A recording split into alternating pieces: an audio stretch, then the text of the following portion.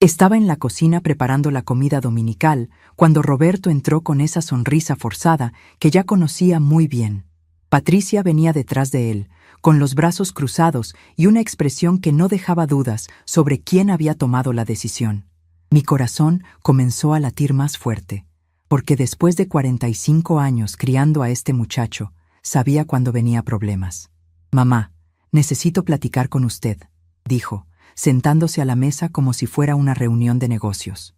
Patricia se quedó parada, tamboreando los dedos en la barra, claramente impaciente. Me limpié las manos en el delantal y me senté en la silla de siempre, esa misma donde escuché sus primeros pasos, sus primeras palabras, sus primeros problemas de la escuela. «¿Qué pasó?», pregunté, ya temiendo la respuesta. Fue cuando Roberto soltó la bomba. «Mamá, decidimos que los papás de Patricia van a vivir aquí con nosotros. Están pasando por problemas económicos y ahora somos familia». La forma como dijo «decidimos» me atravesó como un rayo helado. Decidimos, como si yo fuera solamente una inquilina en la casa que construí con mi propio sudor.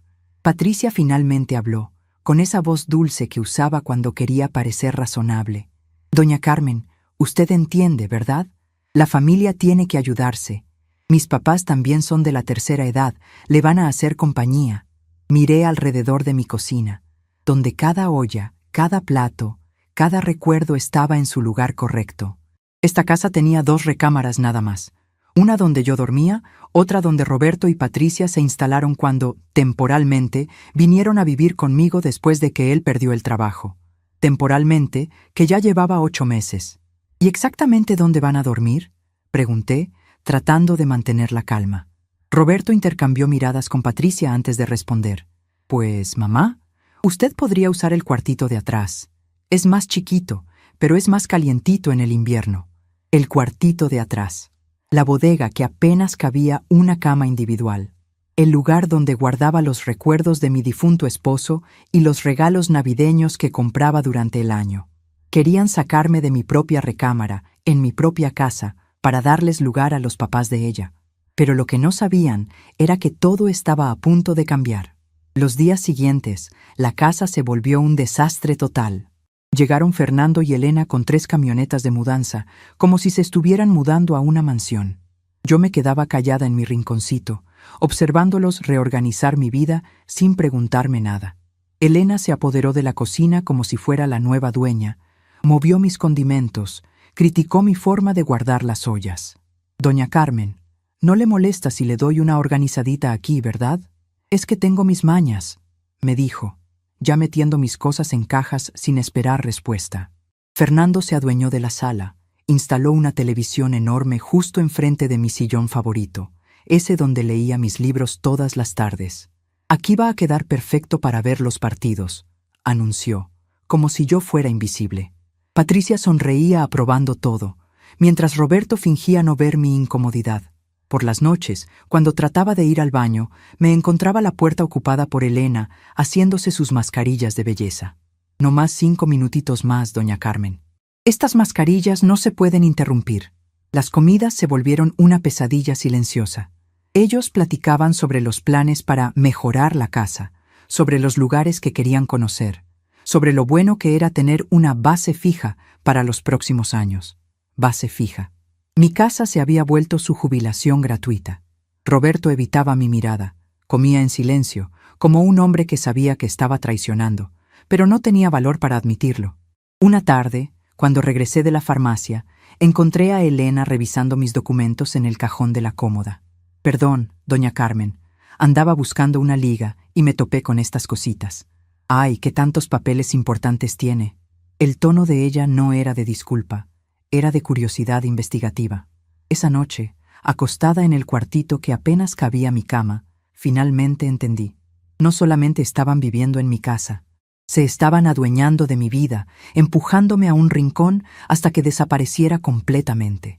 Fue cuando recordé las palabras del licenciado Martínez, mi abogado. «Carmen, los documentos de esta casa están todos a su nombre. Nunca se le olvide eso». Y en ese momento, algo dentro de mí finalmente se rompió.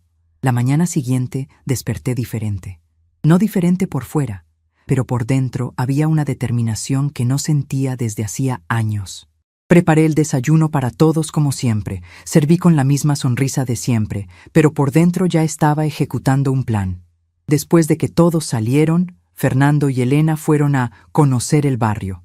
Patricia se fue al salón y Roberto al trabajo. Hice una llamada que lo cambiaría todo.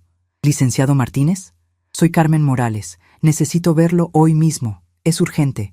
Mi voz estaba firme, decidida. Debió haber percibido algo diferente en mi tono, porque me metió en su agenda inmediatamente. En su oficina le expliqué toda la situación, cómo se instalaron en mi casa sin consultarme, cómo me sacaron de mi recámara, cómo se estaban adueñando de todo. «Señora Carmen», me dijo usando el tratamiento respetuoso que no escuchaba desde hacía meses, «la casa es suya. Ellos son solamente visitantes, aunque sean familia». Fue cuando el licenciado Martínez me explicó algo que no sabía. La casa no estaba solamente a mi nombre. Desde el fallecimiento de mi esposo, yo era la única propietaria legal. Roberto no tenía ningún derecho sobre ella, aunque fuera mi hijo. «¿Y puedo venderla cuando yo quiera?», pregunté. «Señora puede hacer lo que guste con su propiedad», me respondió. En ese momento, mi plan se volvió cristalino en mi mente. Pasé la semana siguiente siendo la Carmen de siempre por fuera, pero trabajando en secreto. Les hablé a 3 inmobiliarias diferentes.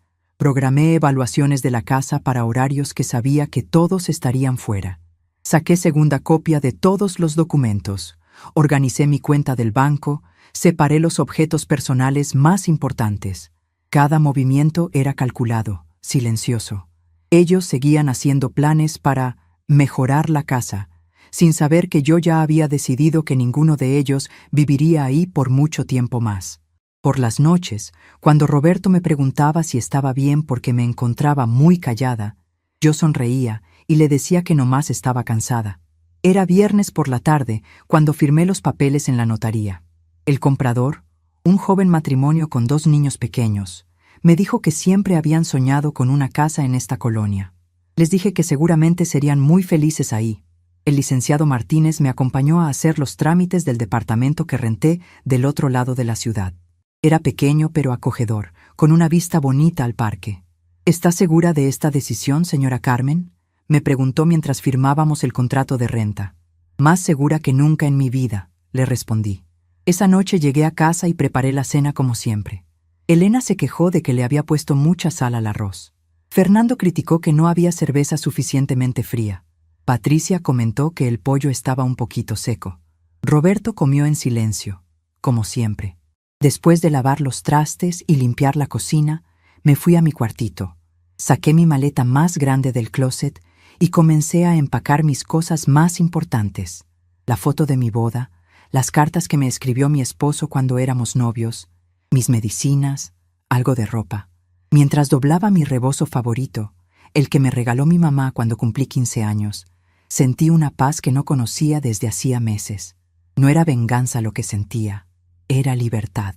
A las 5 de la mañana, cuando la casa todavía estaba en silencio, terminé de cargar mis cosas en el taxi que había pedido la noche anterior. Dejé sobre la mesa de la cocina un sobre con una carta muy sencillita. El taxista, un señor mayor muy amable, me ayudó a bajar mis maletas en mi nuevo departamento. «¿Se está mudando sola, señora?», me preguntó con preocupación. «No, joven», le respondí con una sonrisa que me salió del corazón. «Me estoy mudando conmigo misma». Cuando Roberto llegó a buscarme 3 horas después, ya estaba instalada en mi nueva vida. Él tocó la puerta como un loco, gritando mi nombre. Lo dejé tocar hasta que se cansó. La carta que dejé era muy simple. La casa fue vendida. Tienen 30 días para mudarse. Los nuevos dueños ya firmaron el contrato.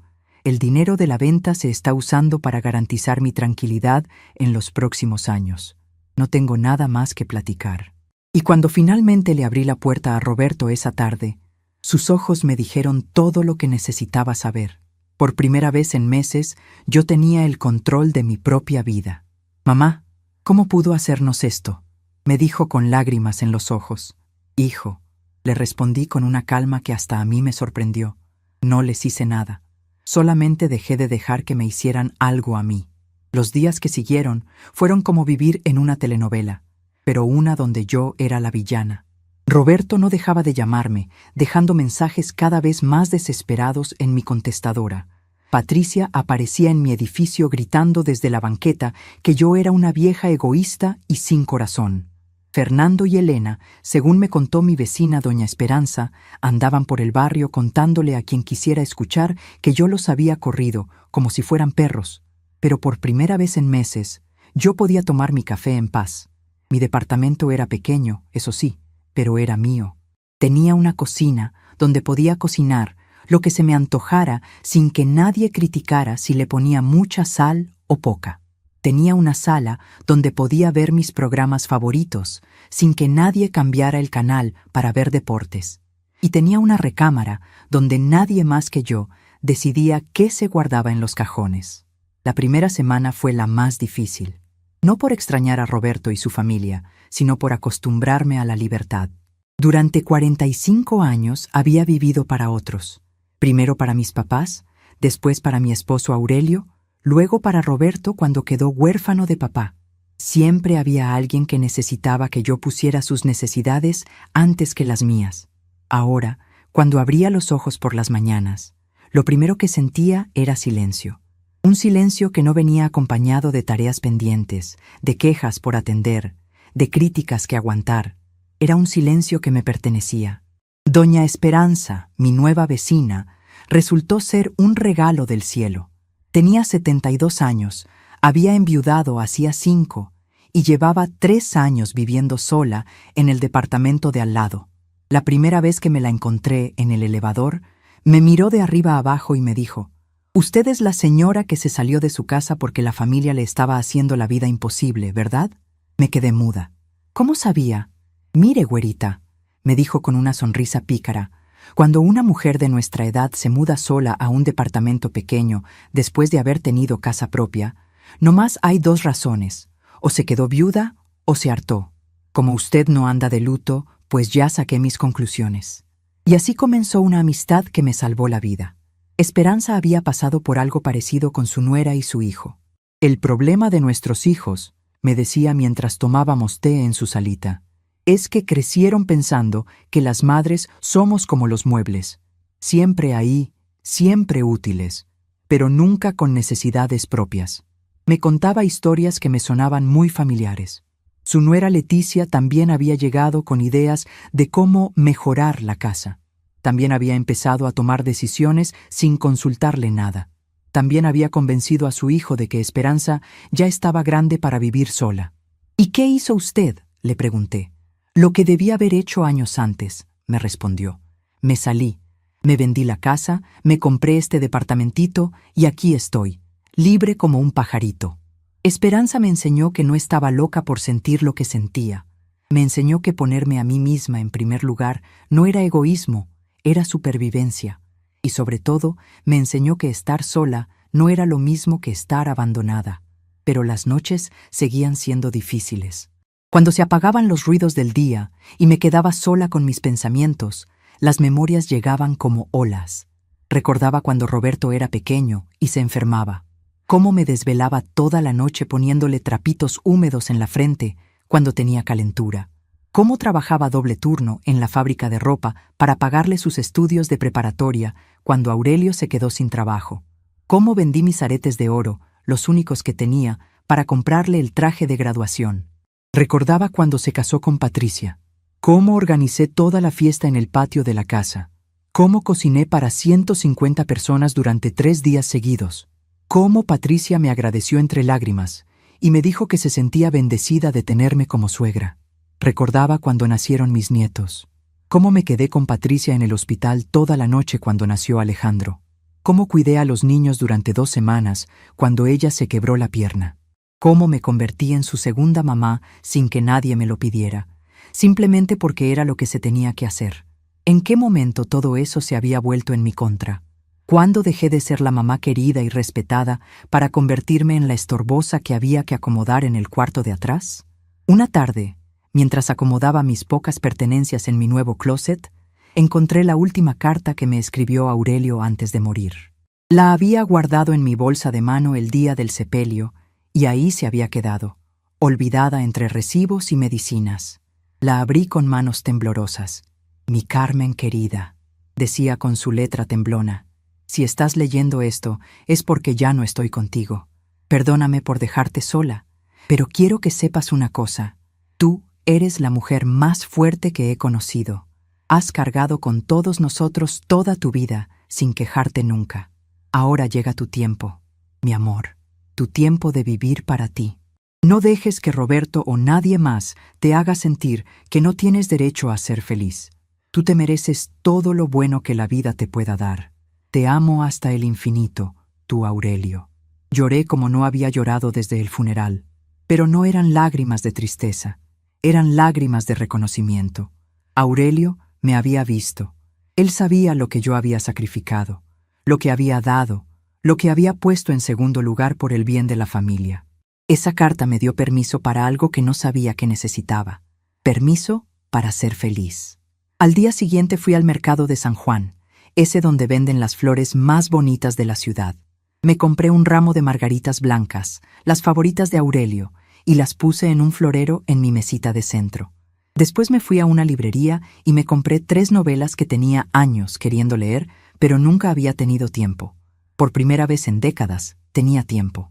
Tiempo para leer, tiempo para pensar, tiempo para extrañar a mi esposo sin que alguien me dijera que ya había sido suficiente duelo. Tiempo para recordar quién era Carmen Morales antes de convertirse en la mamá de Roberto, la suegra de Patricia, la abuela de los niños. Una semana después de mudarme, Roberto apareció en mi puerta. Esta vez no vino gritando. Vino humilde, con ojeras, como si no hubiera dormido en días. «Mamá, ¿podemos platicar?» Lo dejé pasar. Le serví un café como había hecho miles de veces antes, pero esta vez él era el visitante en mi casa. «Los niños la extrañan mucho», me dijo, evitando mirarme a los ojos. «¿Y tú, Roberto? ¿Tú me extrañas?» Se quedó callado tanto rato que pensé que no me iba a responder. «Patricia dice que usted nos está castigando, que esto es para darnos una lección. ¿Y tú qué dices?» Otro silencio largo. «No sé, mamá. No entiendo por qué hizo lo que hizo. Éramos una familia». Me senté frente a él.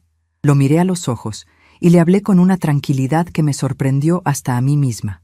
«Roberto, cuando yo tenía tu edad, tu papá y yo tomábamos las decisiones juntos. Sobre la casa, sobre el dinero, sobre todo. Nadie llegaba y decidía por nosotros sin preguntarnos qué opinábamos. ¿Por qué crees que ahora que soy mayor tengo menos derecho a decidir sobre mi propia vida?» «Pero mamá...» «No, mi hijo. Déjame terminar. Durante 8 meses ustedes vivieron en mi casa. En ningún momento me preguntaron si estaba de acuerdo con que los papás de Patricia se vinieran a vivir también. No me preguntaron si me parecía bien que me sacaran de mi recámara. No me preguntaron nada. Decidieron por mí, como si yo fuera una niña que no puede pensar por sí misma». Roberto se veía incómodo, como un niño regañado. «Yo crié a un hombre que respeta a las mujeres, especialmente a su mamá. ¿Dónde quedó ese hombre?» «Mamá, Patricia nomás quería ayudar a sus papás. ¿Y por qué mi comodidad valía menos que la de ellos? ¿Por qué mis necesidades importaban menos?» No pudo responder porque sabía que no tenía argumentos. Se quedó 1 hora más, tratando de convencerme de que regresara. Me habló de los nietos, de lo mucho que me necesitaban, de cómo la casa no era lo mismo sin mí. Pero no me habló de cómo él me necesitaba. No me pidió perdón por haberme faltado al respeto. No reconoció que había estado mal. Cuando se fue, yo sabía que había tomado la decisión correcta. Esa noche, mientras leía mi primera novela en años, me di cuenta de algo que me llenó de una extraña felicidad. No tenía que pedirle permiso a nadie para quedarme despierta hasta tarde. No tenía que preocuparme por despertar a alguien con la luz de la lámpara. No tenía que explicarle a nadie por qué había decidido leer en lugar de ver televisión. Eran pequeñas libertades, pero eran mías. Por primera vez en mi vida adulta, yo era la dueña absoluta de mis decisiones, de mi tiempo, de mi espacio, y se sentía mejor de lo que jamás imaginé que se podría sentir. Al día siguiente, Esperanza tocó mi puerta con una sonrisa traviesa. ¿Ya está lista para la siguiente etapa? ¿Cuál etapa? La de disfrutar su libertad en grande, güerita. Se va a sorprender de lo que una mujer como usted puede lograr cuando nadie más está opinando sobre su vida. Y tenía razón. Estaba a punto de sorprenderme. 3 semanas después de mudarme, algo cambió dentro de mí. No fue de un día para otro, sino como cuando sale el sol, tan gradual que no te das cuenta hasta que ya tienes toda la luz encima. Esperanza tenía razón. Había una siguiente etapa, y yo estaba lista para vivirla. Todo comenzó con algo muy sencillo. Me inscribí a una clase de baile en el centro cultural del barrio. Siempre había querido aprender a bailar salsa, pero Aurelio decía que ya estábamos muy grandes para esas cosas, y después, cuando enviudé, Roberto pensaba que no era apropiado para una señora de mi edad andar bailando por ahí. La primera clase fue un desastre. No sabía mover los pies, me tropecé 2 veces, y cuando el instructor, un joven muy amable llamado Oscar, me tomó de la mano para enseñarme el paso básico, me puse roja como jitomate. Pero algo en esa música, en esa alegría, en esa libertad de moverme como se me diera la gana, despertó algo que había estado dormido en mí durante años. «No se preocupe, señora Carmen», me dijo Oscar al final de la clase. «El baile no se trata de hacer todo perfecto. Se trata de sentir la música y dejarse llevar. Dejarse llevar». Esas palabras se me quedaron grabadas en la mente. Llegué a mi departamento esa noche con una energía que no sentía desde hacía años. Puse música en la radio y practiqué los pasos en mi sala, riéndome como una niña cada vez que me equivocaba. Por primera vez en décadas, estaba haciendo algo únicamente para mí, algo que me hacía feliz sin importar si alguien más lo aprobaba. Esperanza me estaba esperando en el pasillo cuando salí al día siguiente. «¿Y esa sonrisa?», me preguntó con los ojos brillando de curiosidad. Le conté sobre la clase de baile. En lugar de decirme que era una ridiculez o que qué iban a pensar los vecinos, se puso feliz como si yo le hubiera contado que me había sacado la lotería. «¡Ay, qué maravilla! ¿Sabe qué? Yo también me voy a apuntar. Hace años que quiero hacer algo así. Pero mi hijo me decía que a mi edad ya para qué». Y así, sin planearlo, Esperanza y yo nos convertimos en las alumnas más entusiastas de la clase de salsa de los martes y jueves. Pero el baile fue solo el comienzo. Un día, revisando mis papeles bancarios, me di cuenta de que con el dinero de la venta de la casa y mis ahorros de toda la vida, tenía más dinero del que había pensado. No era millonaria, pero sí tenía suficiente para vivir cómoda por muchos años sin tener que preocuparme. Esa realización me cambió la perspectiva completamente. Durante años había vivido con miedo. Miedo de quedarme sin dinero, miedo de ser una carga, miedo de no tener dónde ir si las cosas se ponían difíciles.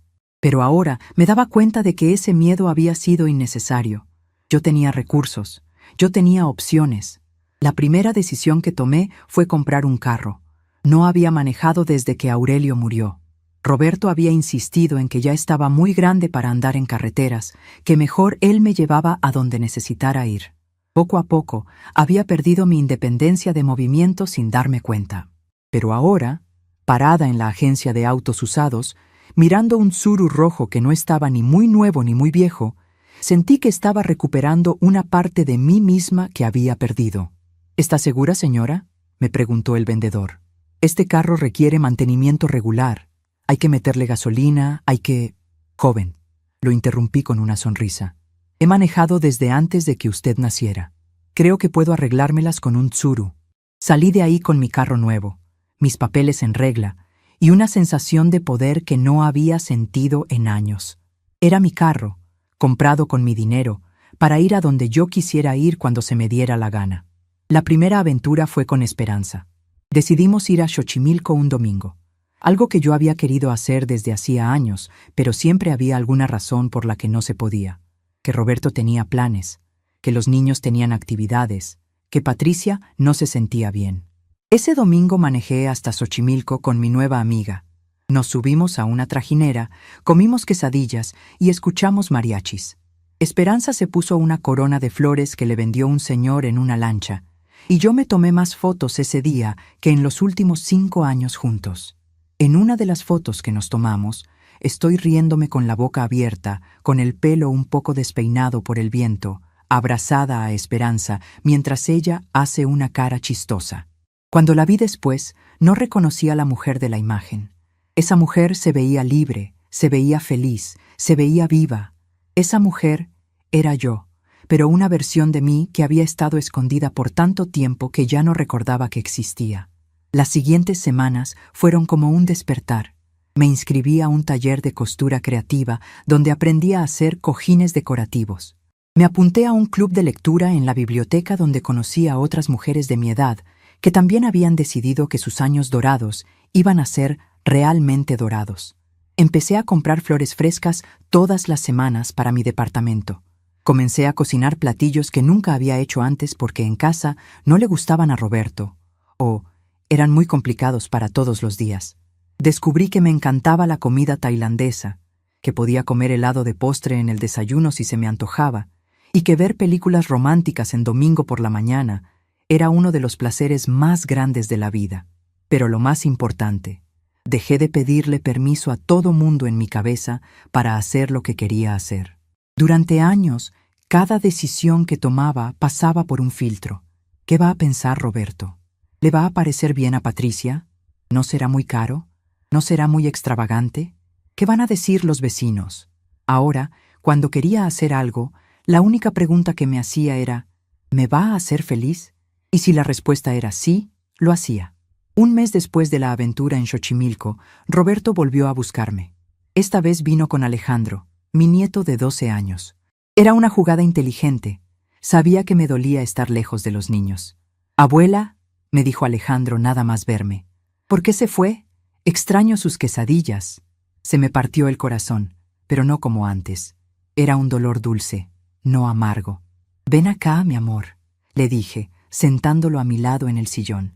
«Dime, ¿cuándo estás en tu cuarto? ¿A veces quieres estar solito para hacer lo que te gusta?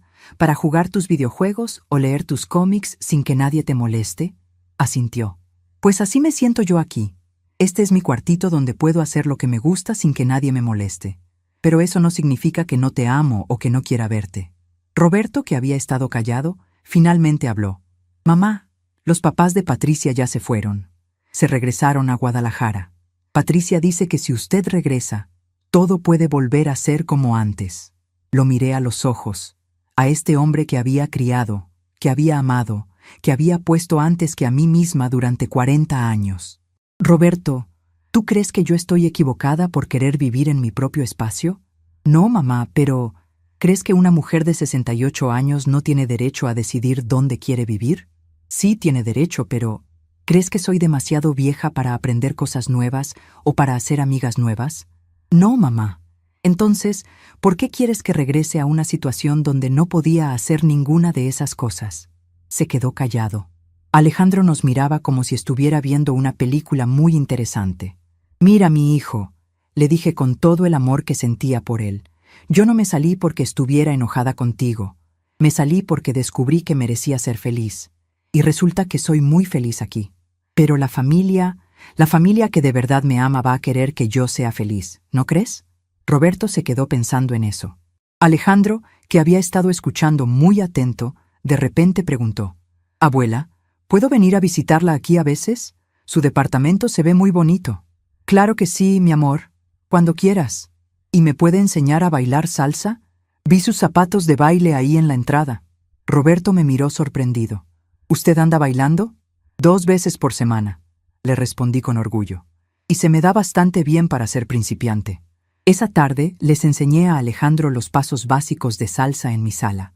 Roberto se quedó sentado mirando, como si estuviera viendo a una extraña. Pero no era una extraña. Era yo, la verdadera yo. La Carmen que había estado ahí todo el tiempo, esperando su oportunidad de salir. Cuando se fueron, Alejandro me abrazó fuerte y me dijo al oído, «Abuela, me gusta verla tan contenta». Y Roberto, antes de irse, me dijo algo que no esperaba. «Mamá, no la entiendo, pero se ve diferente, se ve bien». Ay, esa noche me quedé despierta hasta muy tarde, no leyendo ni viendo televisión, sino simplemente sentada en mi sillón, disfrutando el silencio de mi hogar. Me di cuenta de que había hecho algo que nunca pensé que sería capaz de hacer. Había elegido mi propia felicidad por encima de las expectativas de otros. Y el mundo no se había acabado. Mi familia no me había dejado de amar. Mis nietos no me habían olvidado. Lo único que había pasado era que por fin había aprendido algo que debería haber aprendido hacía mucho tiempo. que cuidar de mí misma no era egoísmo, era supervivencia, y que cuando una mujer se cuida a sí misma, cuando se respeta a sí misma, cuando se ama a sí misma, se convierte en una fuerza imparable. Yo me había convertido en esa fuerza, y apenas estaba comenzando a descubrir de lo que era capaz. 6 meses habían pasado desde que dejé la casa cuando recibí una llamada que lo cambió todo. Era un martes por la tarde. Acababa de regresar de mi clase de acuático aeróbicos en el Deportivo Municipal, otra de mis nuevas aventuras, cuando sonó el teléfono.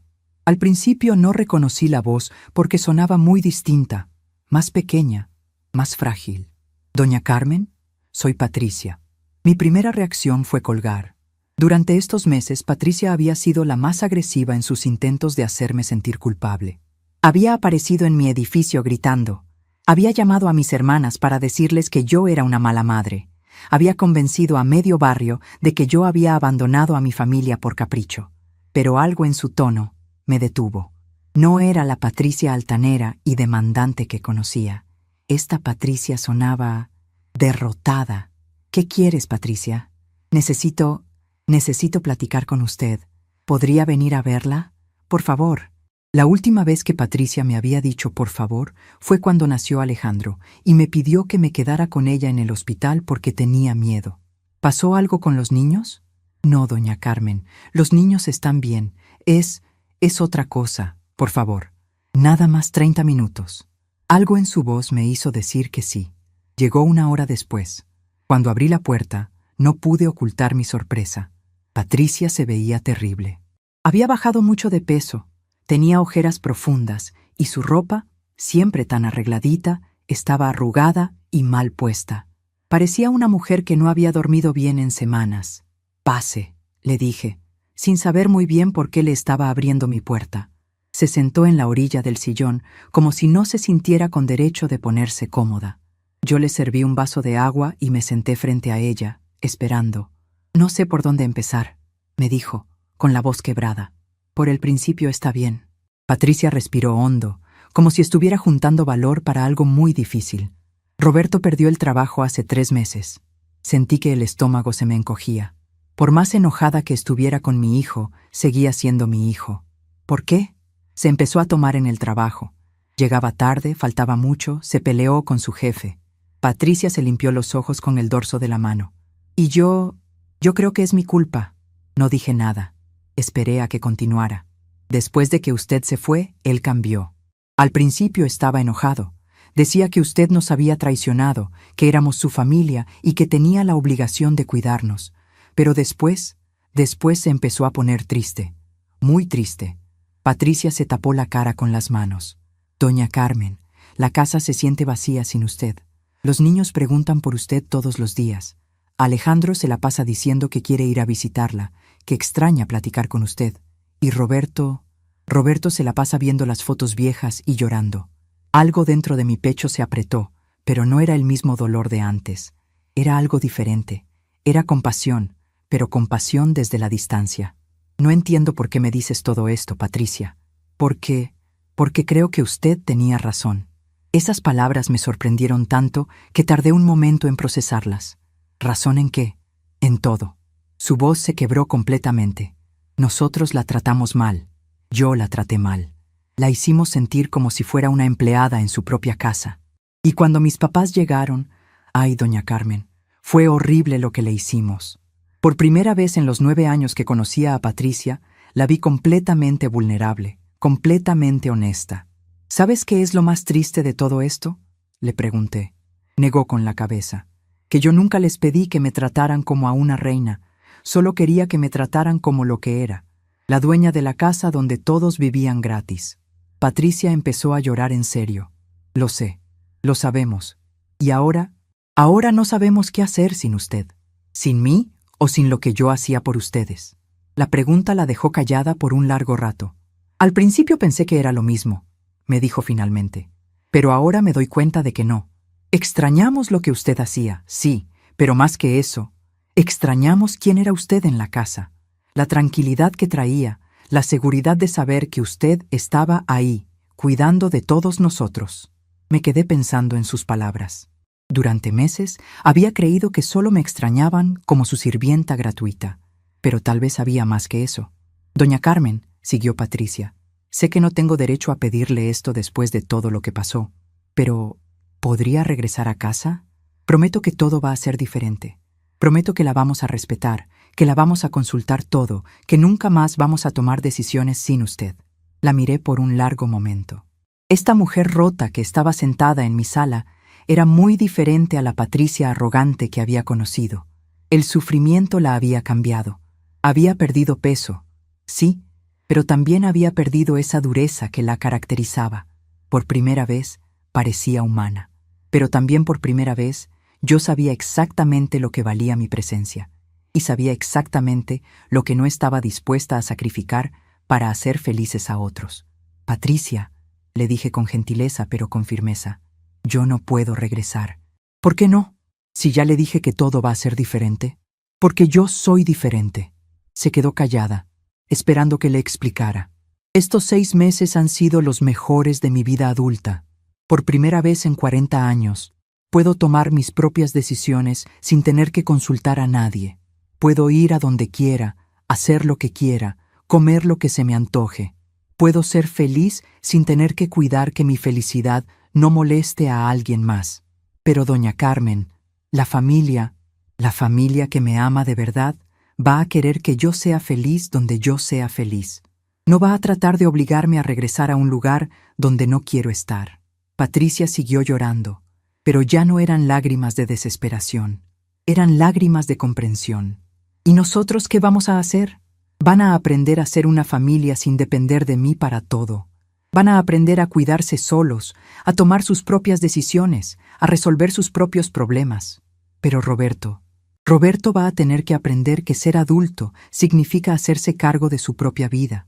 No puede estar esperando que su mamá lo rescate cada vez que las cosas se ponen difíciles. Nos quedamos calladas por un largo rato. Finalmente, Patricia se levantó del sillón. ¿Puedo seguir trayendo a los niños a visitarla? Por supuesto. Ellos son mis nietos. Los amo y siempre los voy a amar. Pero ahora los voy a amar desde aquí, desde mi propia casa, en mis propios términos. Patricia se dirigió a la puerta, pero antes de irse, se volteó. Doña Carmen, ¿me puede perdonar? La miré a los ojos, a esta mujer que había sido parte de la razón por la que yo había tenido que escapar de mi propia casa para encontrar la felicidad. Ya te perdoné, Patricia, pero más importante que eso, me perdoné a mí misma. ¿A usted misma? ¿De qué? De haber permitido que me trataran como me trataron durante tanto tiempo. Después de que se fue, me quedé sentada en mi sillón, procesando lo que había pasado. Patricia había venido a pedirme que regresara. Había reconocido sus errores, había prometido que todo sería diferente. Un año atrás, esas palabras me habrían hecho llorar de alivio y hubiera regresado corriendo. Pero ahora sabía algo que no sabía antes. Las promesas se rompen, las personas vuelven a caer en sus viejos patrones, y mi felicidad no podía depender de que también otros cumplieran sus buenas intenciones. Mi felicidad tenía que depender de mí. 2 semanas después de la visita de Patricia, Roberto apareció en mi puerta. Esta vez no vino humilde como las veces anteriores. Vino enojado, desesperado, con los ojos rojos de alguien que había estado tomando. «Mamá, esto ya se tiene que acabar», me dijo nada más abrir la puerta. «Usted se tiene que regresar a la casa. Ya estuvo bueno de este berrinche». Lo dejé pasar porque no quería que los vecinos escucharan, pero no le ofrecí nada de tomar ni lo invité a sentarse. «No es un berrinche, Roberto, es una decisión». «Es un berrinche», gritó. «Usted es mi mamá. Tiene la obligación de cuidar a su familia». Por primera vez en mi vida, vi a Roberto como lo que realmente era. Un hombre de 45 años que nunca había aprendido a cuidarse solo y que se enojaba cuando las cosas no salían como él quería. «¿Cuál obligación?», le pregunté con calma. «La obligación de ser madre. Yo fui madre durante 45 años. Te crié, te eduqué, te mantuve, te cuidé cuando estabas enfermo, trabajé para pagarte los estudios, te defendí cuando te metías en problemas. ¿En qué momento se suponía que esa obligación se iba a terminar? Nunca. Las madres no dejan de ser madres. Tienes razón. Yo nunca voy a dejar de ser tu madre. Siempre te voy a amar. pero tampoco voy a dejar de ser Carmen Morales, la mujer que tiene derecho a su propia vida. Roberto se quedó callado, pero su cara seguía roja de coraje. «Roberto», le dije, sentándome en mi sillón, «¿tú crees que yo no tengo derecho a ser feliz?» «Sí, tiene derecho. Entonces, ¿por qué te molesta tanto que sea feliz aquí? Porque su lugar es con nosotros. Aunque yo no sea feliz ahí, usted puede ser feliz en cualquier lado». Ahí estaba. La verdad que él no quería admitir. Mi felicidad no le importaba. Lo que le importaba era tenerme disponible para cuando me necesitara. «No, Roberto, no puedo ser feliz en cualquier lado. No puedo ser feliz en un lugar donde me tratan como sirvienta. No puedo ser feliz en un lugar donde mi opinión no importa. No puedo ser feliz en un lugar donde no me respetan. Nosotros la respetamos». «¿En serio? ¿Cuándo fue la última vez que me preguntaste qué opinaba sobre algo importante antes de decidir?» Se quedó callado. «¿Cuándo fue la última vez que me preguntaste cómo me sentía?» Silencio. «¿Cuándo fue la última vez que consideraste que yo también tenía necesidades, sueños, cosas que quería hacer?» Más silencio. «Esa es la diferencia entre amar a alguien y necesitar a alguien, mi hijo. Tú no me amas, me necesitas. Y cuando yo dejé de estar disponible para cubrir esa necesidad, te enojaste». Roberto se desplomó en el sillón como si le hubiera quitado todo el aire. «No es cierto», murmuró. «Sí la amo». «Entonces demuéstralo dejándome ser feliz donde yo quiero ser feliz». Se quedó así, callado por mucho tiempo. Cuando por fin habló, su voz sonaba diferente, más pequeña, más triste. «No sé cómo vivir sin usted, mamá. Vas a tener que aprender. Y si no puedo, entonces vas a tener que buscar ayuda. Vas a tener que ir con un psicólogo, dejar de tomar, conseguir otro trabajo, aprender a ser esposo y papá sin que yo esté ahí resolviendo todo. ¿Usted no me va a ayudar? Te voy a amar desde lejos. Te voy a aconsejar si me pides consejo. Voy a ver a mis nietos cuando quieran visitarme, pero no voy a regresar a ser tu salvavidas emocional». Roberto se quedó sentado en mi sala por 2 horas más. No hablamos mucho. Él se quedó ahí, como si estuviera despidiéndose de algo. Tal vez se estaba despidiendo de la idea de la madre que había tenido toda su vida. La madre que siempre decía que sí, que siempre se sacrificaba, que siempre ponía a todos antes que a ella misma. Y tal vez yo también me estaba despidiendo de algo, de la culpa que había cargado durante 40 años por no ser suficiente, por no hacer suficiente, por no sacrificar suficiente. Cuando se fue, no se despidió con enojo como las otras veces. Se despidió con tristeza, pero también con algo que parecía aceptación. «La amo, mamá», me dijo antes de cerrar la puerta. «Yo también te amo, hijo. Por eso necesito que seas feliz sin mí». Esa noche me quedé despierta mucho tiempo, pensando en todo lo que había pasado en estos meses.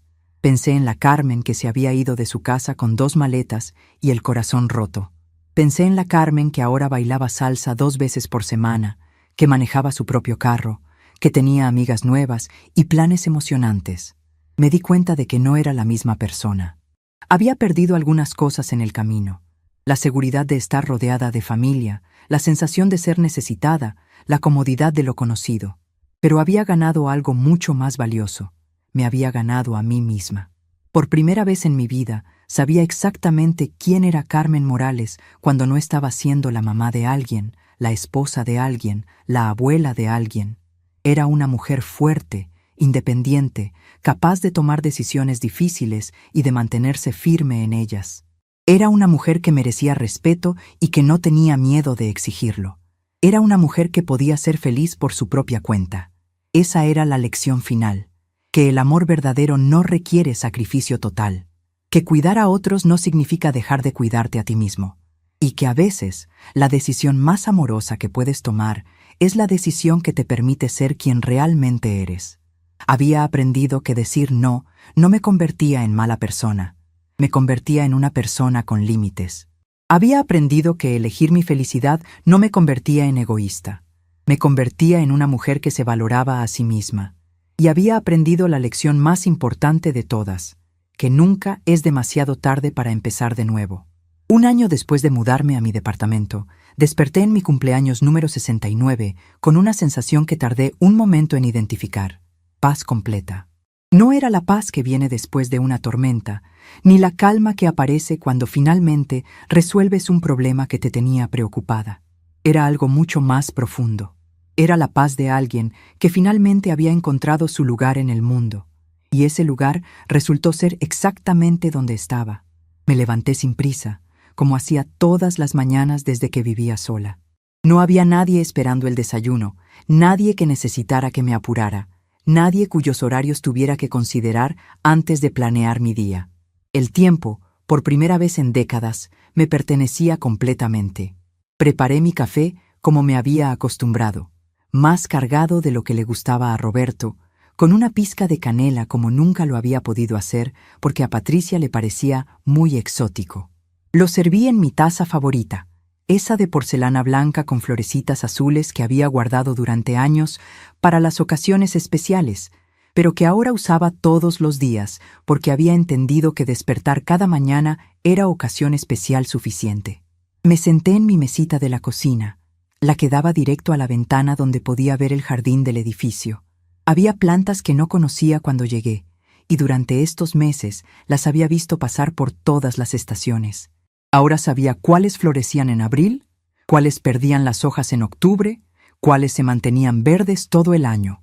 Era una forma diferente de marcar el tiempo, más suave, más natural que los cumpleaños y las fechas importantes que antes organizaban mi vida.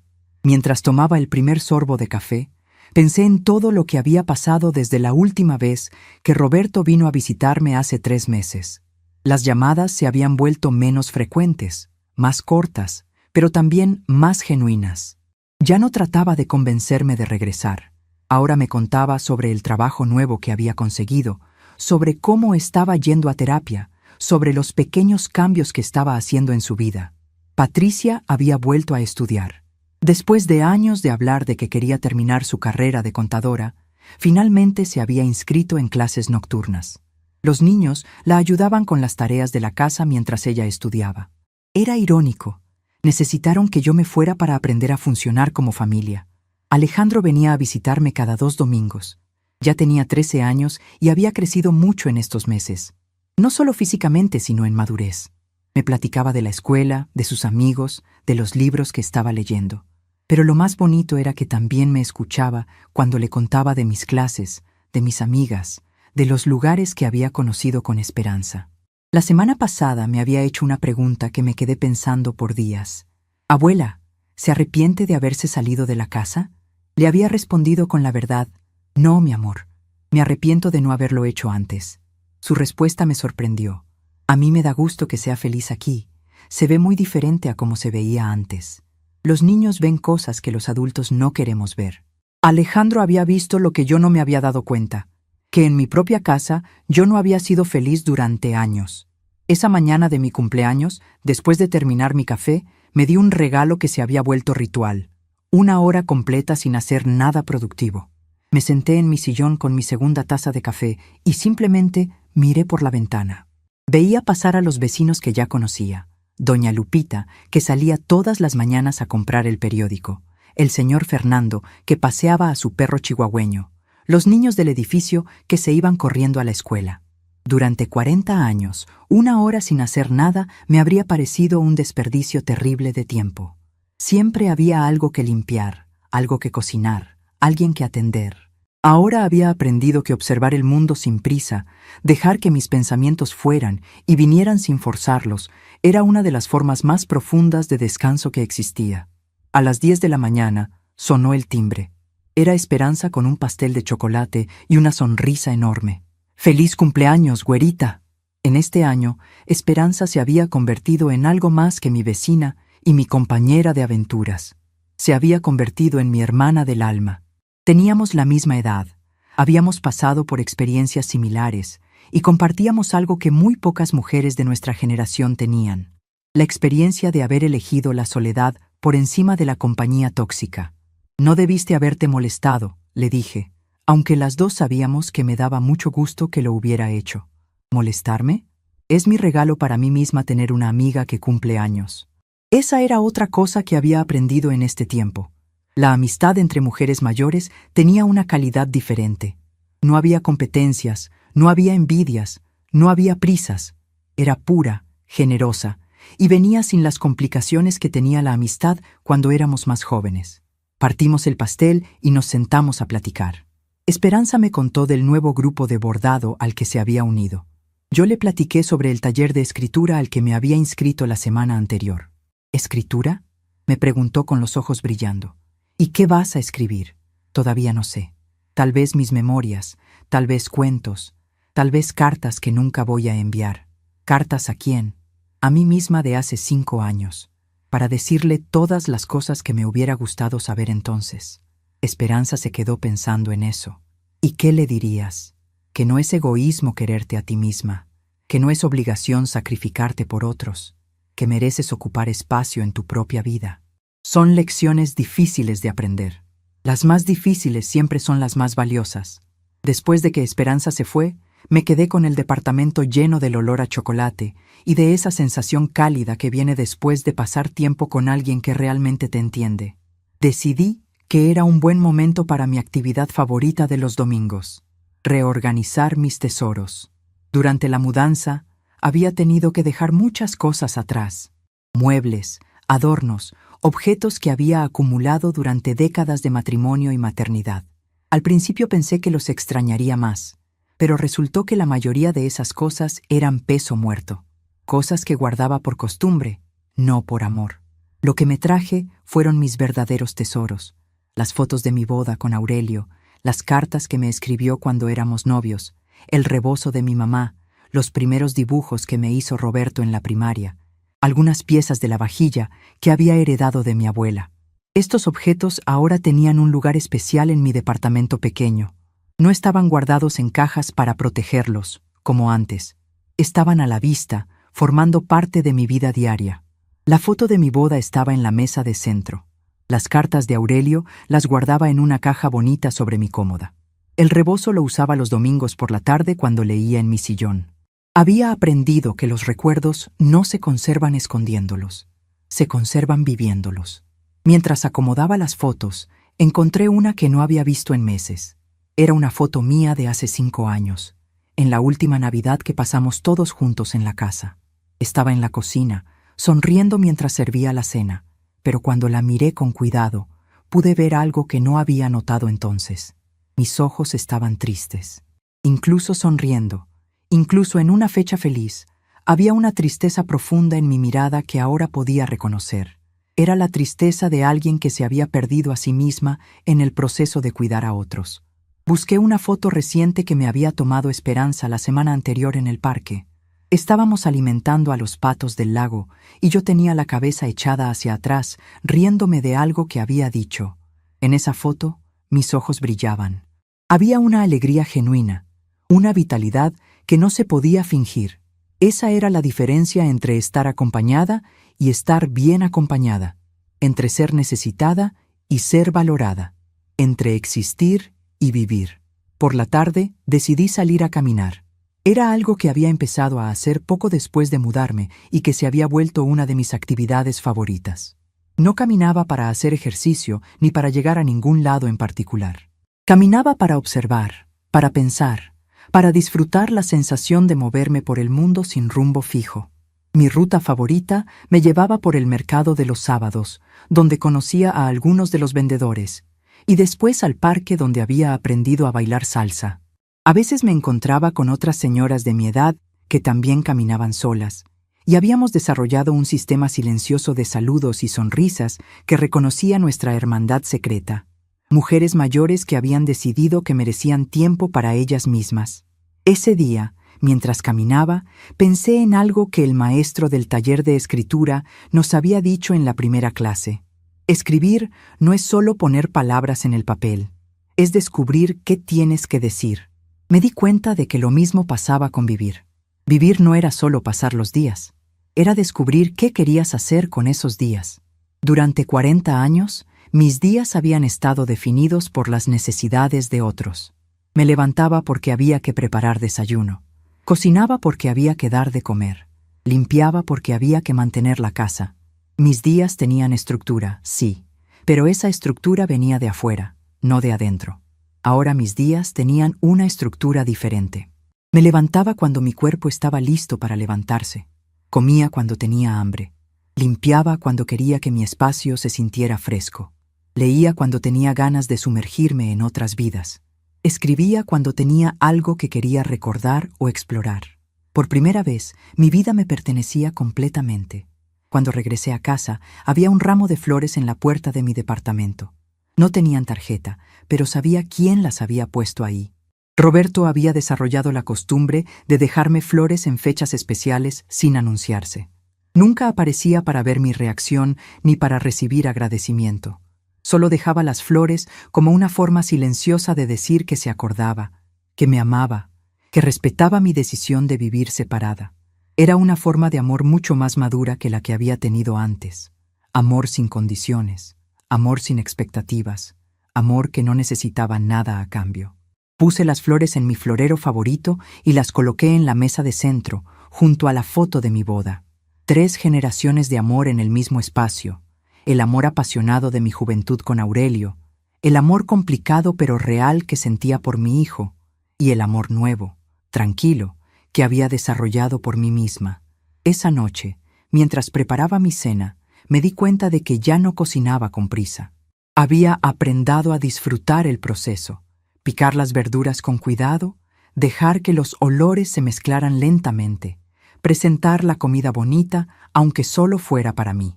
Había descubierto que cuidarse a una misma incluía todas esas pequeñas atenciones que antes reservaba para otros.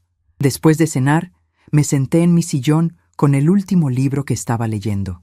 Era una novela sobre una mujer que se divorciaba después de 30 años de matrimonio y empezaba una nueva vida. Al principio había elegido el libro porque la historia me sonaba familiar, pero conforme lo iba leyendo, me daba cuenta de que mi historia era diferente. Yo no había escapado de un matrimonio malo ni de una familia que me odiaba. Había escapado de la versión de mí misma que había aprendido a ser invisible, complaciente, que ponía las necesidades de todos antes que las propias. Había escapado de la Carmen que creía que su valor dependía de qué tan útil fuera para otros. La Carmen que había emergido en estos meses era alguien completamente diferente. Era alguien que sabía decir no sin sentirse culpable. Alguien que podía estar sola sin sentirse abandonada. Alguien que podía ser feliz sin necesitar la aprobación constante de otros. Cerré el libro y me quedé sentada en el silencio de mi hogar. Era un silencio diferente al que había conocido antes. No era el silencio pesado de las cosas que no se podían decir o de los resentimientos acumulados. Era un silencio ligero, lleno de posibilidades, lleno de paz. En ese silencio pude escuchar algo que había estado ahí todo el tiempo, pero que el ruido de la vida familiar había tapado. Mi propia voz interior.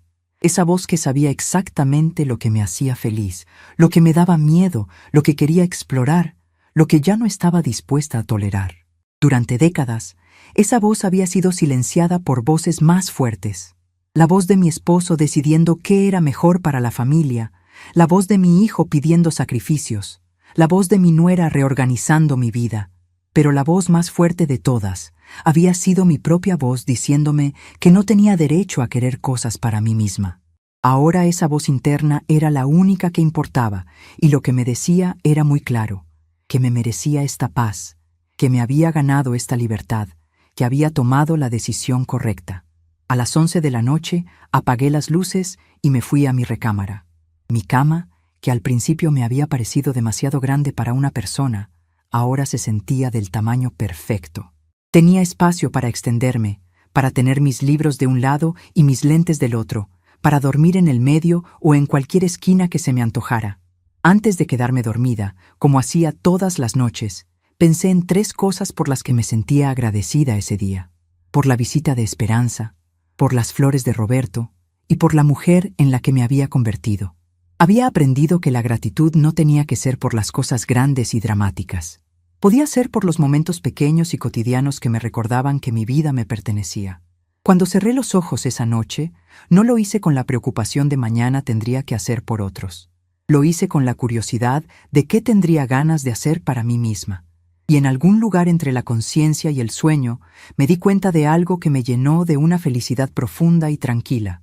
Después de 69 años en este mundo, finalmente había aprendido a vivir. No a sobrevivir, no a funcionar, no a cumplir con las expectativas de otros, a vivir, con plenitud, con intención, con alegría, con la certeza absoluta de que merecía cada momento de felicidad que había construido con mis propias manos. Al día siguiente desperté con la misma paz del día anterior, pero con algo adicional, la certeza de que esta paz no era temporal, no era algo que dependiera de circunstancias externas o de la bondad de otros. Era algo que había construido desde adentro y que nadie podía quitarme. Había encontrado algo que muchas mujeres de mi generación nunca encuentran, la forma de ser feliz por mi propia cuenta. Y esa felicidad, sólida y serena como las raíces de un árbol viejo, era el regalo más valioso que me había dado a mí misma.